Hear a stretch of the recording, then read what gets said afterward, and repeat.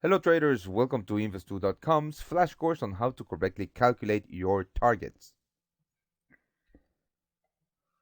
In this lesson, we are going to backtest the taking profit strategy that we learned in the past lesson, where we use pivots to take profits and to trail our stop losses.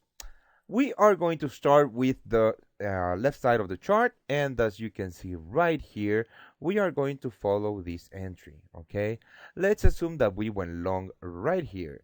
We are going to use these red horizontal lines as stop losses, and of course this blue line as our entry zone. All right, let me just change the color on my horizontal line to blue. And there you go. So we have a risk of about 31 pips. So we need our first targets to be at least a 1-to-1 risk to reward ratio. And if we go from the entry to the pivot, we can see that we have 48 pips.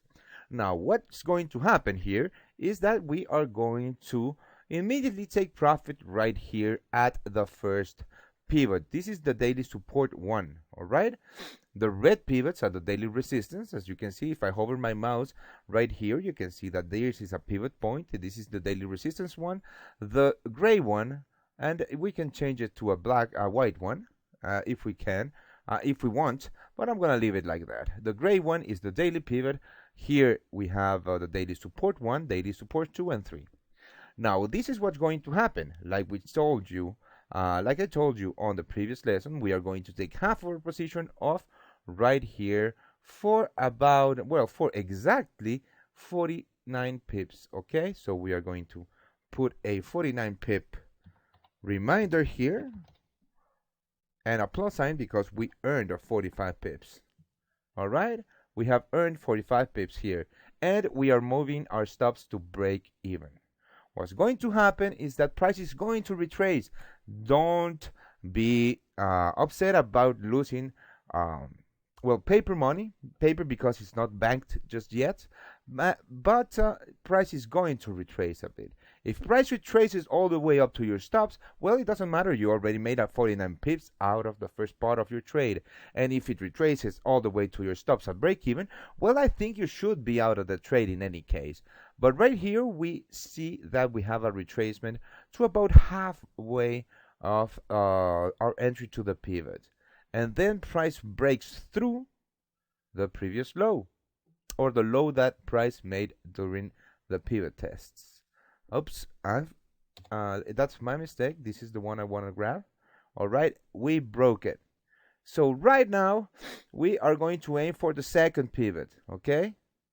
When we hit the second pivot, we are going to close the remaining of our position. I'm sorry, half of the remaining of our position, and this is going to yield a very nice 95 pip win. All right, so let's put a reminder here that we made 95 pips on half of the remaining of our position. Okay, and what's going to happen? We are going to move our stops just above the pivot. Okay, yeah, this is the stop loss, and our entry is still here. So we have made 49 pips on the first part of our position. Then we made another 95 pips on half of the remainder of our position. Plus we have locked in about 45 pips from our stops. And what's going to happen is we're going to wait for that retracement and that break. Okay. And in this case, we do hit the third pivot. Okay, even if it takes a while, you can see that price retraced all the way to the next day's daily pivot. Okay, if we choose to keep our position open overnight, this is going to happen, or we can choose to close our position on a day trade. But if we choose to to let our position run overnight, then this is what happened. We made another 153 pips on the remainder of our position. And basically, this is how you are going to be using this strategy to take profits on your open trades.